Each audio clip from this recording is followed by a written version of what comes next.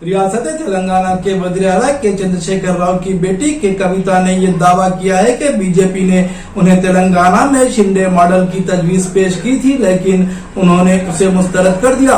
तेलंगाना कानून साज काउंसिल की रुकन कविता ने नामानिगारों को बताया कि बीजेपी के दोस्तों ने इस तजवीज के साथ उनसे राबता किया।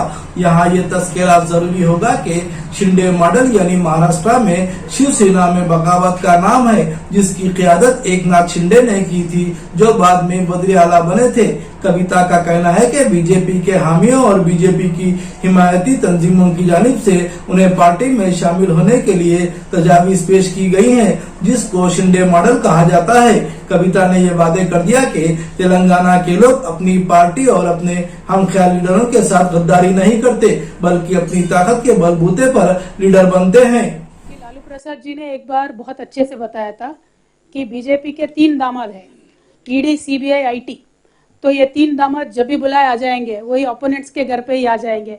तो हालत तो ऐसा ही है, क्योंकि जब से बीजेपी पावर में आई है तब से लेके आज तक तकरीबन 25,000 केसेस ऑपोजिशन लीडर्स पे लगाए गए, लेकिन एक भी केस बीजेपी नेता पे नहीं है। आज जनता को यह सोचना चाहिए कि बीजेपी के नेता पे ईडी क्यों नहीं लगती, आईटी क्यों नहीं लगती, सीबीआई क्यों नहीं लगती। क्या ये दूध के धुले हुए गंगा मैया में पैदा होके आए क्या? ऐसा तो नहीं है ना। क्यों बीजेपी नेताओं पे ईडी नहीं लगती?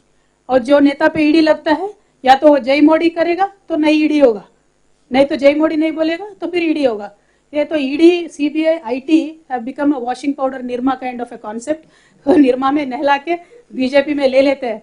तो this is what they are doing.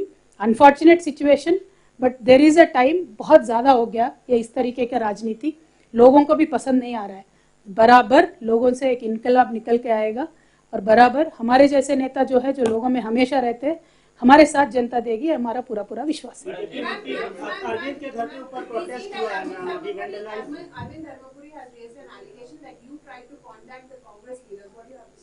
Madam, मैंने अभी तक बताया था, वो एलिगेशन किस तरीके से अरविंद जी के सपने में है मुझे तो नहीं मालूम, लेकिन आप तो नेशनल चैनल पे काम करती है मैडम, आप खरगे जी को फ़ोन लगा के पूछे कि मैंने खरगे जी से फ़ोन किया है, बात किया है। वैसे मुझे किसी भी पार्टी में ज्वाइन करने में कोई भी इंटरेस्ट नहीं है।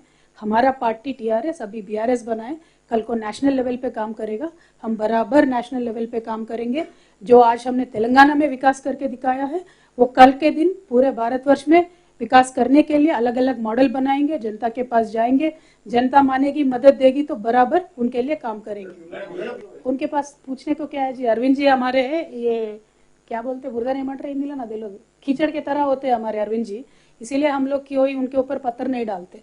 बहुत चिचोरा किस्म के आदमी है उन्होंने, लेकिन आज उन्होंने एक एलिगेशन लगाया, इसीलिए मैं जनता को क्लियरिटी देने के लिए मैं यहाँ आके बात कर रही हूँ, वरना उनका नाम लेने के भी लायक नेता नहीं है वो।